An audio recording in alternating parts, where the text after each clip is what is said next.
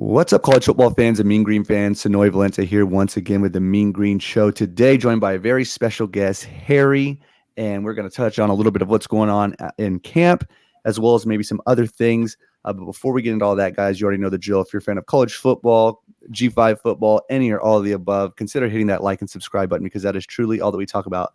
All right, Harry. So there's kind of a joke, maybe not a joke, going around about University of North Texas from a G5 perspective is becoming Podcast U with just you, myself, yourself, Matthew Bruni. We had Firing Boomer. There's just a long list, going on here. But you, without a doubt, have to be the OG of this podcast, game. I mean, you were kind of talking off tape. You kind of had this thing going, or you and another guy had this thing going right when the internet, came about. But man, how many years have you been doing this podcast that you do at the Go Mean Green? And, just real quickly, what kind of quick stories do you have for us from your years of experience doing it? Well, first off, great to meet you. I've been a fan of yours from afar, and I know it's taken us too long to do this, but I know we've been trying to do it and schedules haven't lined up. But, kudos to everything you're doing. I really think you have a neat voice, and I can tell you're passionate about North Texas, and it gets my juices going when I hear you out there. So it's great to make this, this connection, and hopefully there'll be many more to come. So with that said, I'm pretty old, man. I've been around a long time. We've been doing this a while, and, dating back to, the really early 2000s is when the latest, Go Mean Green board software got put into place. And we were doing it well before then. I think the date we actually pinpointed where I took over the bulletin board for the Mean Green online is back in like 1995. So I graduated in 90. Like I said, I'm an old fart, but I've been doing this a long time, but it's been a lot of fun. And I tell my wife all the time, it's like, if I wasn't doing all this stuff, I would, if I wasn't running the board or doing the podcast and things like that, I'd be listening to it or being on the website anyway all the time. So, it's probably not a bad thing that I'm doing it because, I'm a North Texas fan. I have been. I bleed green, and that's just my passion, my hobby, whatever you want to call it. So it's been going on for a long time. It's been a lot of fun, and I've met a lot of great people. Had a lot of ups and a lot of downs, following North Texas, but still to this day feel really believe that we have something special here. And, it's just putting all those pieces together. And, the move to the AAC, I think, is a great step in that direction. It's been a fun ride. Yeah, absolutely. And maybe this attests to both of our mental elements, but I believe we have something really special here too at North Texas. I haven't said it in a while, but I really believe just with the resources where we are geographically. Again, I know it's kind of cliche, but I believe it is a sleeping giant. I truly do believe that. And who knows, maybe it's about to wake up. And kind of touching on some new things going on. If you haven't already, make sure to check out Harry's latest podcast with Rick Villarreal. I want to say Real, but it is Villarreal. You were close there. You were close. I was close. Talking about the North Texas new NIL collective that is coming on the scene and Light the Tower. They go, Harry and Rick go into a really deep dive into kind of what's going on there. And again, I'm going to put the link in the description for that. You definitely want to check it out if you haven't already. And let's face it, in this college football landscape, NIL is nothing shy of imperative to have at your school, and a strong one at that if you want to be competitive in where college football is heading and where it's going and where it is currently. But anyway, there might be we'll probably talk about that a little bit more on this show once its website's fully functioning, and I'll definitely beat that drum and try to get everybody to donate once that happens, if I may show up at your front porch. But anyway, kind of moving forward into present day and camp and whatnot. And and kind of things, we've been hearing. And also, Bruni and Colin and Reed. Reed's the new Mean Green 24/7 guy. They did a podcast earlier today. It came out, and really just a great synopsis on camp, but kind of, echoing some of the things they said, as well as some things that Harry and I have heard of, what's going on. But Ani's, I'm just going to go ahead and say, Ani's the guy. All right. For this year, Ani's got to be the guy. We think, which shouldn't be a shocker. And Ani is the Niner Slayer. What is he like? He's like 2-0 against the Niners. So he's the Niner Slayer. So I feel good, if Austin Ani's going into, a packed house at UTEP, I think that would probably give us our best shot, in my opinion, to secure a really must-win first game. And, out of the running backs rooms, it's great to hear that Oscar Adaway is back and, doing things about maybe 70 to 80%, just kind of easing back into the thing. And I heard great things about Ikaika Ragsdale, just his body transformation, he just looks, totally different in a positive way. And not to mention, Adai and Isaiah Johnson, we got a loaded running back room. And then going down to the tight ends, Jake Roberts and Varquise Gumbs. Those two names are being echoed quite a bit from what I'm hearing. And Jake Roberts, they took him to media day. I guess, I don't know really what that means or what that doesn't mean, but they brought him to media day, and he was looking like he's starting to, his body's starting to just losing the baby fat, and he's just starting to muscle up even more. And Varquise he looks like he was made in a test tube. Looks like something out of Dragon Ball Z. He looks like a freak of nature.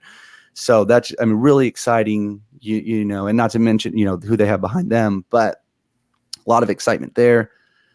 And then our O-line pretty much returning most everyone. So, it could be poised for, probably a conservative, probably like a B+ O-line in the conference. And then, but really what's kind of surprising me, and Harry, maybe you can speak on this here in a sec, but what I'm hearing from the defense, and again, I know it's early, but I'm just hearing that the juice that people are seeing at practice is just different from the defense. And, you lose the twins via the portal, and that's a huge blow, but getting KD back out of the portal and not losing him ultimately, that's a boost of morale. Then I hear the things about Tom Trebe, how he just looks like a freak, and, Enoch and Rod Brown. And it's just really a lot of exciting things coming out of the defense, which, kind of makes me wonder, and this is where I'm kind of leaning, is, maybe we don't need, a Mason Fine this year, or a Mason Fine performance out of Austin Aune this year. But if he's got a full deck of receivers like he did not have last year, and some of those guys stepping up, like transfer Jamori Macklin, as well as Roderick Burns returned. Roderick Burns, right? Yeah, I always get Rod Brown and Roderick Burns. Right. Yeah, I always get them twisted up. Me too. But yeah, the leading receivers coming back. Everyone's high praise on Jamori Macklin. I'm hearing things from the name is slipping me right now, but the UT Permian Basin transfer. Oh man, I did a video on him, but anyway, he's a D2 transfer, and hearing great things about him.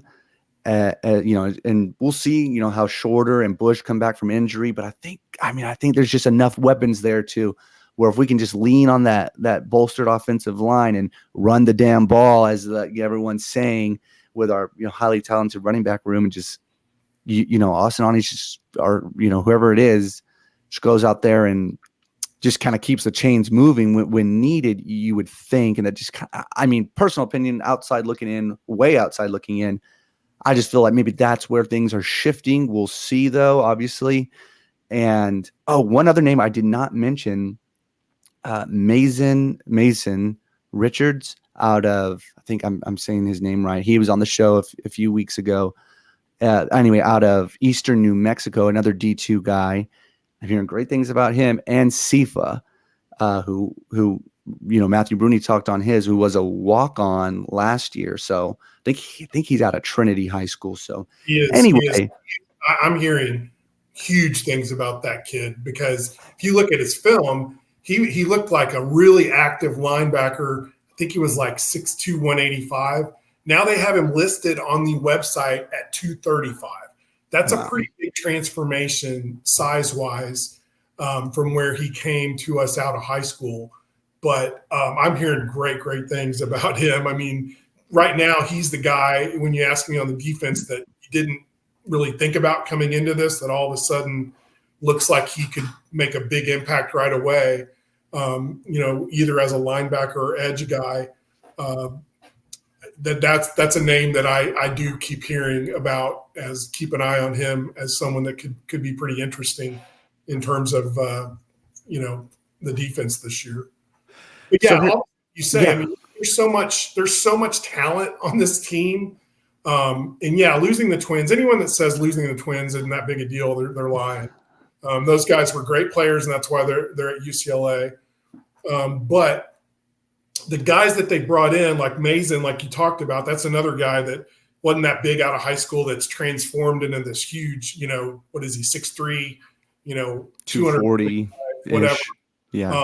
Can run all over the field. Moving to offense, the wide receivers, I mean, the thing I keep hearing is that, Jair and Tommy, they're great talents, and they're, hopefully healthy and back in form, but they're really going to have to hustle to earn time, because there's some new guys, like you mentioned, Macklin. What about the kid from Nebraska? I mean, there's all Neville. guys. Yeah, I mean, there's all these guys at wide receiver. And remember, last year we didn't become a running team by choice. We lost all of our top wide receivers to injury for the most part. So it was we had to adjust based on the injury report. And it looks like most of those guys are back. So that's a great sign right in itself. Absolutely. And, I mean, this is way early, not going into too many, schedule prediction or anything, but how do you feel right now at fall camp? If you can take yourself back a year as opposed to this time last year, do you feel better? Do you feel about the same? What are your thoughts there? That's a great question. Gosh, I don't know if I can remember back that far. How did I feel? I felt pretty good going into last year. I would say this year, I'll say this. I'm torn. The way last year ended has left a bad taste in my mouth that I still cannot get out to this day. The way that bowl game, the turnout, the just everything about that didn't end well. And so I'm not, when I start looking at schedule predictions like you, I want to be optimistic and everything else, but then I have to remind myself that, Luttrell has not done well in games like we're going into against this UTEP team. I mean, name me a game other than Arkansas on the road that was this kind of stakes. I don't have his winning percentage in those games in front of me, but I'm guessing it's got to be at best 500. At best. At best. So, but I will say this, I do feel good because my sources inside the team right now, the coaches themselves, and I'm talking Luttrell, Phil Bennett, all the coaches, they think they've got a good team. Mm-hmm. They really do, no bullshit, think this is a team they can win with. And so that definitely gives me some confidence, heading into the season. And I'll also say on Ani, I know the board, everyone gets pissed off when we say Ani's the guy because they want it to be Gunnell or, the kid from Abilene Christian, whatever. Mm-hmm. And the thing I would say there is that when he decided to come back, that wasn't just him deciding to come back. There were some coaches and some people high up that really wanted him to come back. And the reason why is he's a guy that it's all starting to come together. It's like the longer he's been, remember, he's out of football for a long time. So his learning curve is going on an upward trajectory. And I really feel like even though that bowl game was a piece of crap, that they saw a progression in him that they really wanted to have back with the program this year. All right, I'm going to ask you one quick last question, and then we'll get out of here. Because else we'll talk for an hour. I know we will. You got $1,000, just one way or the other. Does UNT beat UTEP game 1, week 0? I'm going to say I think they will. It's going to be super close, but I think even though UTEP is going to have a great atmosphere, and hats off to them for filling up that stadium, and if you look at it, the last 2 times we've played them, we barely won those games. Those weren't wins. So I think it's going to be really close. Like even a field goal could decide this game. But I do think we have, much like UTSA has kind of been out recruiting us the last few years, I feel like we have out recruited UTEP over a long period of time. And I think that the talent level with our team is just high up enough over where UTEP is that the odds are in our favor. So I'm going to say, yeah, I think we'll win a close one. I really do. All right. And if UTEP somehow pulls it off, I guess you'll donate $1,000 to light the tower. We'll do so. That'll be a win-win. Well, anyway, Harry, thank you so much. And yeah, definitely, we got to try to get on here sooner than later and talk more about it. And if there by chance is anybody here that is not already subscribed to Harry's podcast at Go Mean Green, I know you're on Apple Podcasts. Are you on anywhere else? Yeah, mainly Apple and directly on gomeangreen.com. So the forum, the website, you can always go there. I've got all the podcasts there for you as well, but it is available on Apple. And then, Twitter, we post links to Twitter, Facebook, and some of the other social media. But always just remember this, gomeangreen.com. If you go there, you can get to all of them. There we go. Well, all right, Harry, thank you so much once again, and Go Mean Green. Go Mean Green.